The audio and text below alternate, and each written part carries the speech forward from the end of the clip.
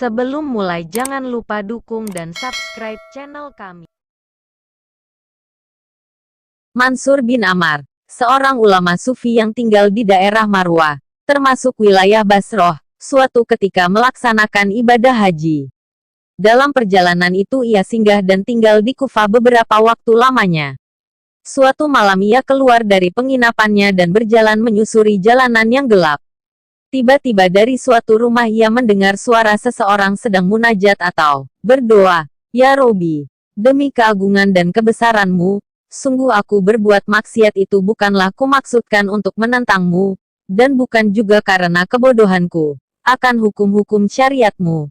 Tetapi semua itu terjadi karena kesalahanku, karena kelengahanku, karena aku terlalu mengandalkan kemurahan-Mu akan menolong keadaanku. Ya Robi, betapa bodohnya aku telah berbuat maksiat ini. Tetapi terimalah hujahku, pengakuan dan alasanku, karena jika tidak, kesedihan yang panjang akan selalu menyiksaku." Ibnu Ammar menunggu beberapa saat lamanya, tetapi tidak terdengar lagi lanjutan munajat itu.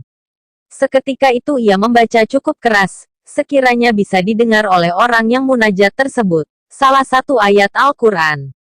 Ayat tersebut terdapat pada Al-Quran Surat At-Tahrim ayat 6, yang artinya adalah, "Wahai orang-orang yang beriman, peliharalah dirimu dan keluargamu dari api neraka yang bahan bakarnya adalah manusia dan batu. Penjaganya adalah malaikat-malaikat yang kasar, keras, dan tidak mendurhakai Allah terhadap apa yang diperintahkannya kepada mereka dan selalu mengerjakan apa yang diperintahkan Allah kepada mereka."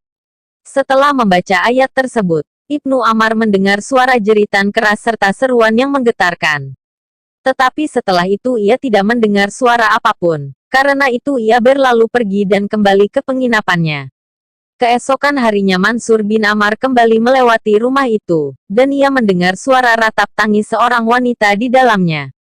Beberapa orang tampak datang melayat, bertakziah karena ada yang meninggal di dalam rumah tersebut. Ia mendengar beberapa percakapan, dan wanita yang sedang menangis itu berkata, "Sesungguhnya putraku ini sedang salat tahajud, Qiyamul Lail, tadi malam. Setelah selesai bermunajat kepada Allah, tiba-tiba terdengar seseorang di luar rumah yang melantunkan ayat tentang ancaman neraka kepada anakku. Mendengar ayat tersebut anakku langsung kejang dan ia meninggal. Semoga Allah tidak memberikan pahala kepada orang yang melantunkan ayat tersebut." Ibnu Ammar sangat terkejut mendengar perkataan tersebut. Ia segera pulang dan menangis penuh penyesalan. Tidak disangkanya kalau ayat yang dilantunkannya itu menyebabkan pemuda, yakni putra sang ibu itu meninggal. Mungkin kalau didiagnosa secara medis sekarang ini bisa dikatakan terkena serangan jantung. Rasa terkejut dan takut yang begitu mendadak sehingga jantung berhenti berdetak. Ia terus-menerus bertaubat kepada Allah atas kelancangannya, membacakan ayat sehingga menyebabkan kematian orang lain. Pada malam harinya, Ibnu Ammar bermimpi bertemu dengan seorang pemuda dalam keadaan yang sebaik-baiknya. Entah kenapa ia mengenali pemuda itu adalah yang meninggal karena lantunan surat At-Tahrim ayat 6 yang dibacanya. Padahal ia belum pernah bertemu atau mengenal dia sebelumnya, seolah ada bisikan gaib yang memberitahukan hal itu kepadanya. Ia berkata kepada pemuda itu, "Bagaimana Allah memperlakukan dirimu?" Pemuda itu berkata, "Allah menganggapku sebagai syuhada, mati syahid, sebagaimana para syuhada di Perang Badar." Ibnu Ammar menatap pemuda itu penuh ketakjuban, sekaligus keheranan. Ia berkata, "Bagaimana bisa begitu?" Pemuda itu berkata, "Para syuhada Perang Badar itu ditebas oleh pedang-pedang orang kafir hingga tewas, sedangkan aku tewas ditebas oleh pedang Allah yang Maha Pengampun."